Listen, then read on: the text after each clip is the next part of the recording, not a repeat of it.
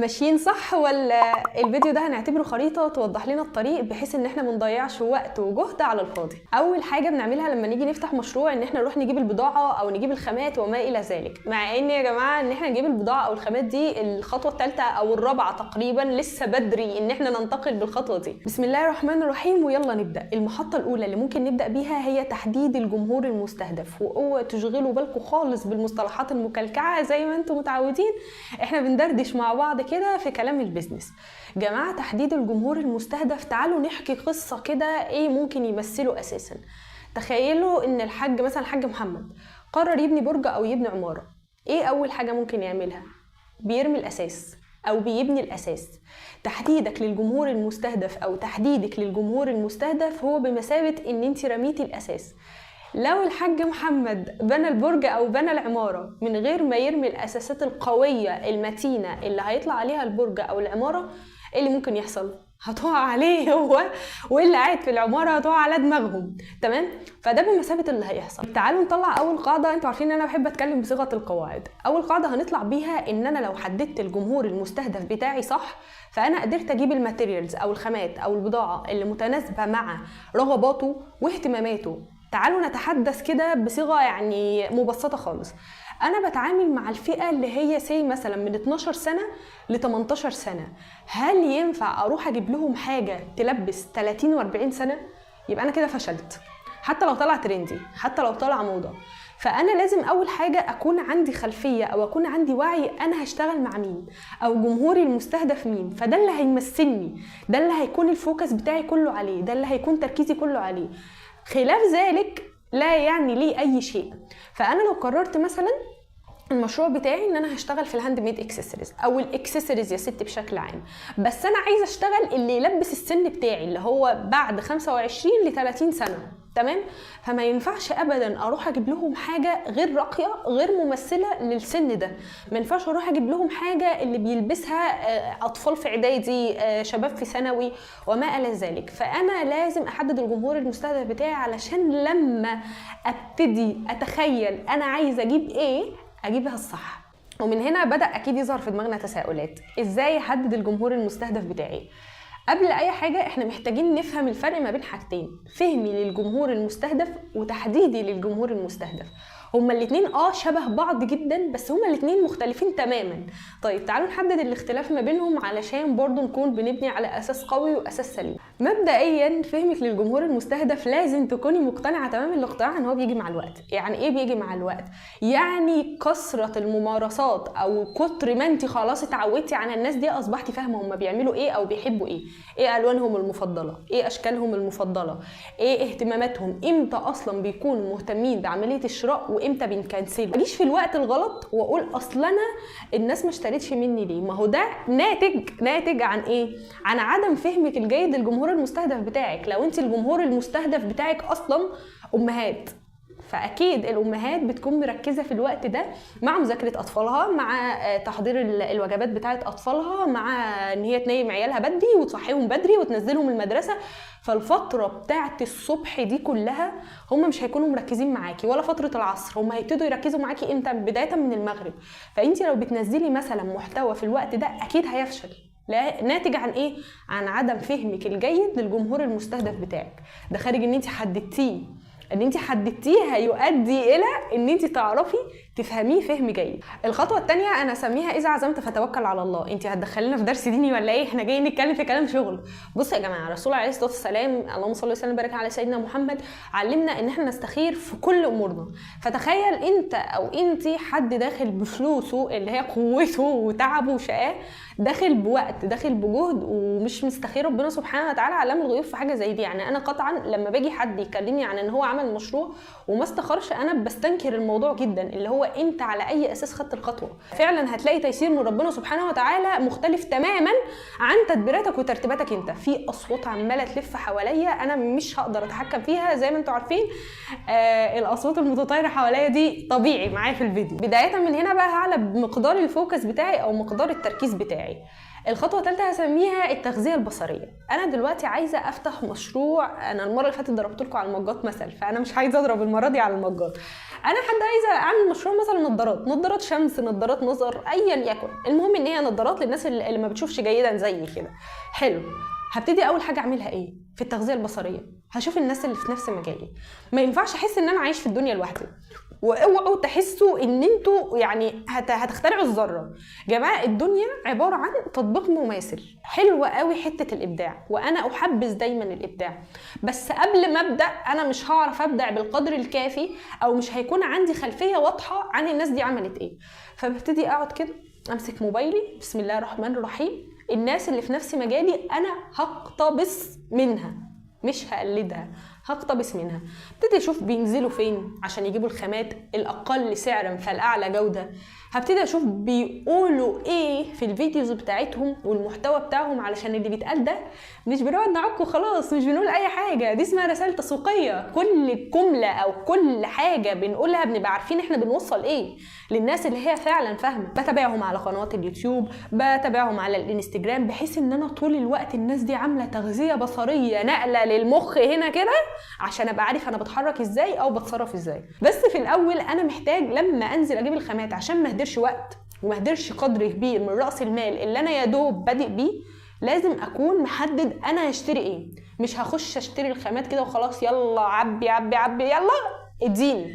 لا يا جماعه، احنا معانا فلوس، المفروض ان احنا نحافظ عليها بالقدر الكافي. الخطوه الرابعه، ببتدي اشوف المورد اللي انا هجيب منه، الشخص اللي بيبيع الخامات، الشخص اللي انا هنزل اشتري منه، الشخص اللي انا هنزل ادفع له فلوس. انت جيتي عندي، انا واحده ببيع الخامات بتاعه الهاند ميد اكسسوارز، او الشنط اللي هي الهاند ميد او الحاجات دي كلها. بتيجي تخشي عندي على المنصه، او بتيجي يا ستي عندنا المحل، احنا ما عندناش محل، احنا اونلاين بس، بتروحي عند المورد المحل بتاعه، تبتدي ايه انت اصلا محدده انت عايزه ايه. تمام، تبتدي تشوفي الخامات اللي هو عارضها، وتشوفي الحاجات اللي هو عارضها، وتقارنيها باللي انت كنتي عايزاه. مش شرط تكون تيبيكال، علشان ده اكيد مش هيحصل. ما تجيش مثلا تقولي لي انا عايزه الدلايه دي تحديدا وهي مش عندي، بس انت مقرره تحت بند ان انت هتعملي سلاسل، فهتتفرجي على الخامات اللي عندي او عند الخامات المورد ده، وتبتدي تشوفي هل هي مناسبه مع البادجت او الرينج اللي انا حطاه، او مقدار الفلوس بتاعتي اللي انا عايزه ابدا بيها المشروع، ولا غير متناسبه. لو غير متناسبه ببتدي اقلل منها، وبشيل الغير مهم وبسيب المهم فالاهم. كفايه ايه، عشان احنا اكتر من كده احنا هنصرف الفلوس، العيله هتاخد الفلوس، هننزل نجيب بيها حاجه ناكلها، حاجه نلبسها، اي حاجه، احنا محتاجين نشتري. طيب بعد ما اشتريت البضاعه والحمد لله خلاص دفعت الفلوس اللي معايا عشان ما تتصرفش، والبضاعه وصلت لي، اهلا وسهلا يا 300 اهلا ومرحبا.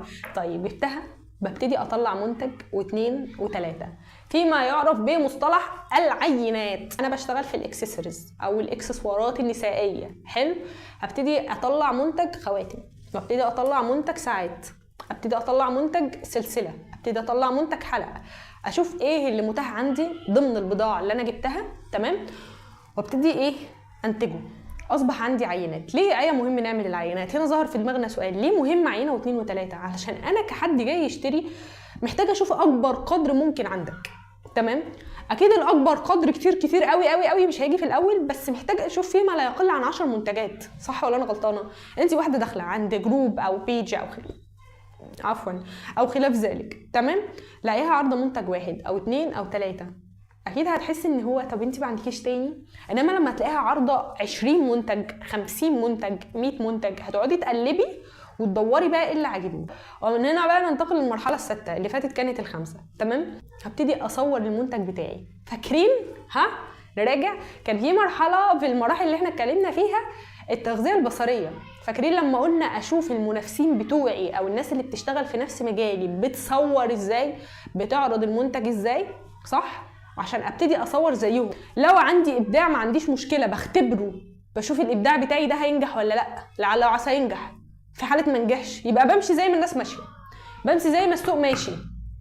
تمام، انا بجرب، ممكن عادي الافتكاسه بتاعتي، الحاجه الجميله بتاعتي تطلع احسن، عادي جدا، وارد، ربك كريم، صح؟ ابتدي اصور المنتج بتاعي منتج صوري او محتوى صوري، بحيث ان الزبون او العميل لما هيجي يشوف هيبتدي يشوف ايوه ده صوره المنتج بتاعي، دي ازازه الميه اللي انا هشتريها، دي المرايه اللي انا هجيبها، ده القلم اللي انا هشتريه. تمام، ده المنتج الصوري، وببتدي اسوق للمنتج بتاعي عن طريق الفيديو. تمام، وده اتكلمنا عنه في فيديو كامل مش عشان ما اعيدش الكلام. الحمد لله على السلامه يا جماعه، احنا راكبين القطر بقالنا كتير قوي. احنا وصلنا للمحطه السابعه. المحطه السابعه تكون عباره عن ايه؟ ببتدي اخلق تواجد ليا ان ذا السوشيال ميديا. لازم يكون ليا تواجد على السوشيال ميديا اللي بقالي سنتين بتكلم فيها. تمام. طيب ايه بعمله؟ ببتدي اصمم اللوجو بتاعي، لو صممته قبل كده مفيش اي مشكله. ببتدي اعمل المنصات بتاعتي بشكل جيد بشكل احترافي، بكتب البايو بتاعي او الوصف بتاعي، انا بقدم ايه، انا بعمل ايه، ازاي تقدروا تتواصلوا معانا. ببتدي انزل المحتوى اللي انا اوريدي كنت صورته بشكل منتظم بشكل جيد. ابتدي ادور على الهاشتاجز بتاعتي اللي انا هستخدمها، اكتب وصف جيد بيشمل الكلمات المفتاحيه اللي بتخدم الحاجه اللي انا بشتغل فيها، علشان اللوغاريتمات بتاعت المنصات دي تبتدي تقترحني على الناس. ودي قصه يطول شرحها، هبقى اتكلم فيها ان شاء الله اكيد باستفاضه. تمام، بس المهم بخلق تواجد ليا ان السوشيال ميديا. هنا بدا يظهر معانا سؤال، ابدا بانهي منصه وانهي المنصه اللي احسن؟ انستجرام احسن ولا تيك توك؟ يوتيوب احسن ولا مش عارفه ايه، ولا فيسبوك ولا جماعه دي مش قاعده. ولو انا جيت اتكلمت معاك على اساس ان هي قاعده ثابته يبقى انا ما بفهمش قطعا. ليه؟ لان المنتج بتاعي والعميل المستهدف بتاعي والتصوير بتاعي وي وعوامل كتيره قوي خارجه او مختلفه عن فلان، عن علان، عن فلانه، عن علانه، عن استاذه، عن استاذ. فدي قاعده ما ينفعش نعممها. طيب انا بحدد على اساس ايه؟ بحدد على اساسي انا رحم الله امرئ عرف قدر نفسه. انا لما بدات كنت بادئه بتليفون كحيان ميت اصداره من ايام ابو لهب. تمام، فما كانش بيدعم عندي تيك توك خالص. ينزل الابلكيشن، ينزل يا ابني اشتغل يا حبيبي قول الو اعمل اي حاجه، ما كانش بيدعمه اطلاقا باي شكل من الاشكال وباي مقياس من المقاييس. كان عندي ساعتها اللابتوب بتاعي بس ما كنتش عارفه اتعامل معاه، يعني ما كنتش عارفه اتعامل مع المنصه دي على المتصفح، فكنسلت عملتها. وكنت كل فين وفين لما انزل فيديو.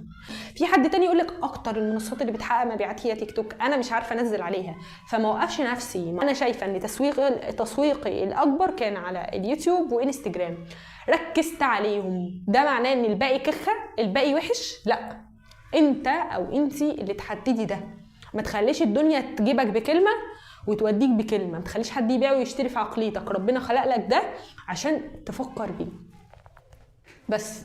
فانا اللي بحدد. انا شايف ان انا الحاجه بتاعتي او جمهوري المستهدف تواجده الاكبر على الفيسبوك. لو انا بشتغل مع الناس الكبيره اللي هي متوسط العمر بتاعها فوق ال30 او في رينج ال40 كمان وال45 وال50، الناس دي اكتر على الفيسبوك. يعني انا مثلا تيجي تشوفوا امهاتنا وابهاتنا بعد احترامنا ليهم، مش الشخص اللي بيعرف يتعامل مع انستجرام قوي، هتلاقيهم طبعا تواجدهم الاكتر على فيسبوك. فلو انا ببيع منتج او بقدم خدمه لو انا ببيع منتج او بقدم خدمه تخص الفئه العمريه دي، فمش هروح اعرضها على انستجرام. نقعد نفكر كده، الناس دي هتلاقيني فين وانا هلاقيهم فين؟ احنا محتاجين نتجمع كده ونتقابل في حته. تمام، فهحدد المنصه على اساس ايه؟ على اساسي انا قطعا. بس المرحله دي انا حابه اسميها ازرع شجره تاخد تفاحه. طيب جماعه، الناس متخيله ان المشاريع هتبدا النهارده من تاني يوم هتدخلها راس مال. لو انا جيت قلت لك كده والحق بقى العرض مش عارفه ايه الكلام الفلاني، انا بكذب عليك. وانا يعني قطعا من يوم ما بدات ادخل على السوشيال ميديا انا برفض التلاعب بحاجه الناس. انا عارفه ان انت محتاج وانت محتاجه وكلنا محتاجين، تمام؟ فانا برفض قطعا فكره التلاعب بعقول الناس او نفسيه الناس. جماعه، المشاريع ناس او حاجه عايزه ناس نفسيتها كده فولاذيه. اضرب بقى، خبط بقى، اعمل، بس انا قاعد ما هكمل. المشاريع عايزه حد عنده طاقه، عايزه حد عنده نفس، عنده حد عنده امل، عنده حلم، عنده حاجات كتير قوي. طيب انا دلوقتي حد عايز فلوس اخر الشهر، بنزل اشتغل، مش بعمل مشروع. معلش يعني اعتبروني اختكم الكبيره، بنتكم الصغيره، اعتبروني اي حاجه، بنزل اشتغل عشان اخر الشهر اقبض. ما ينفعش اكون عندي التزامات وعندي واجي اقول لك يلا سيب الوظيفه، الكلام العبيط اللي احنا بنسمعه ده. المشاريع قطعا بقاعده ثابته مش هتبتدي تنزل عليك كده التفاح الجميل غير بعد متوسط 3 شهور ده ان ما كانش 6 شهور، ده ان ما كانش سنه. بتختلف من طبيعه مشروع للتاني. هستنى. الصبر يا مؤمنين، الصبر يا مسلمين. هبتدي استنى اصبر، مش استنى وقاعده، لا انا بستنى وبسعى وبجتهد وبتعلم وبواظب وبستمر مع كم الاحباط اللي على طول الطريق. طيب قطعا هتنزل ثمار باذن الله. ان الله لا يضيع اجر من احسن عمل يا جدعان، لا اله الا الله، الف ب. تمام. فانا عملت اللي عليا، وفعلا عملت اللي عليا، فقطعا تاكد ان ربنا هيديك. تمام، طول ما انت فعلا بتجتهد وبتعمل. بس يا جماعه قاعدتين كده مالهمش تالت. عايز شغل اخر الشهر او عايز فلوس اخر الشهر، فانا بنزل اشتغل. تمام. ممكن بالتوازي اعمل معاها مشروع بحيث بعد 3-4 شهور ان شاء الله يبقى ده يرمي في ده، فنعيش بسلام وامان والحمد لله حالتنا تكون متيسره. عندي القدره، انا لسه صغير، ابويا وامي بيصرفوا عليا، تمام، فعندي القدره ان انا اقعد استني شهر واثنين وثلاثه لحد ما المشروع بتاعي يكبر ويبتدي يصرف عليا. حلو قوي. الحمد لله على السلامه يا جماعه. جهزوا الشنط، احنا نازلين المحطه الجايه. وصلنا للمحطه او المرحله الثامنه. المرحله دي بقى بجد هتشتغل فيها قوي، هتقضي فيها مشاوير كتير قوي. تعالى اكلمكم عنها من باب تجربه شخصيه. انا لقيت معظم الكومنتات او بنسبه 90% حرفيا من الكومنتات اللي جات لي على الفيديو بتاع وصلها او شركه الشحن بتاعه البريد المصري خدمه وصلها. احنا سجلنا وبقالنا 3 ايام المندوب لسه ما جاش، بقالنا اسبوع لسه ما جاش، محدش تواصل معانا، احنا عملنا الاكونت. جماعه هو انتوا بتستنوا لحد ما الاوردر يطلب منكم والناس تدفع فلوس وبعدين تفكروا ان انتوا تعملوا اكونت على وصلها؟ بجد والله يعني حاجه من الاتنين، معلش انا صريحه، ده استهتار باموال الناس. حلو. انا دلوقتي واحد دافع ديبوزيت او دافع فلوس كامله بتاعت اوردر، المفروض ان انت جاهزه قطعا. لو خدتي الفلوس مني فالمفروض ان انت جاهزه، يعني الا لو كان في ما بيننا اتفاق ان انا في حاجه عندي متاخره، المندوب مش هيجي لي النهارده وخلاف ذلك. انما تقعدي تستني بعد ما الناس تاكد وبعد ما اتممتي عمليه البيع وتقولي بقى يا ليل يا عين اعمل شركه شحن ازاي؟ لا. المرحله دي اللي هي المرحله الثامنه ببتدي اظبط المحافظ بتاعتي اللي هي المحافظ الالكترونيه، علشان هستلم ديبوزيت او هستلم جزء من ثمن الاوردر قبل ما بطلع اوردراتي، عشان ما نتعرضش الموقف مش هستلم يا فندم. لا، انا ببتدي احضر المحفظه بتاعتي سواء كانت فودافون كاش، اتصالات كاش، حساب بنكي، اي حاجه، علشان ابتدي اخد الديبوزيت بتاعي عليه. دي نقطه. النقطه الثانيه بربط مع شركات الشحن ايا يكن. يا جماعه انا ما حبستش شركه معينه، انتوا سالتوني انا بشحن بايه، قلت لكم انا بشحن بالبريد وصلها. الناس بقى عملت لي غوغائيه فظيعه، اللي هو انت بتعملي لهم اعلانات، انت بتدفعيها، انت مش عارفه ايه. ما علينا، المهم بتربطي مع شركات الشحن. تمام. دي نقطتين. بتبتدي بقى ايه، تعملي كل المشاوير بتاعتك، كل الحاجات بتاعتك، بحيث اول ما حد يقول لك سلام عليكم يا فندم الحاجه دي بكذا، فالحمد لله خلاص طلبنا فوصلنا لك الديبوزيت بتاعك، فببتدي تاني يوم اشحن. مش هستنى لحد ما المندوب يرد عليا او ان هم ياكدوا لي او الاكونت يجي لي الباسورد بتاعه والكلام ده كله. دي برضو بتشمل معايا الرقم بتاعي اللي انا هشتغل بيه. حاولوا يا جماعه تتجنبوا فكره ان ارقامكم الشخصيه تكون في الشغل. صدقوني في البدايه الموضوع هيكون فن ولذيذ خالص ومفيش مشكله، بعد كده ان شاء الله بنكبر بفضل من الله وتوفيقه، فما بتعرفوش تقعدوا من التليفونات. انتوا حياتكم في الحمام وانتوا بتاكلوا وانتوا مع اهلكم وانتوا نايمين 24 ساعه تليفونات.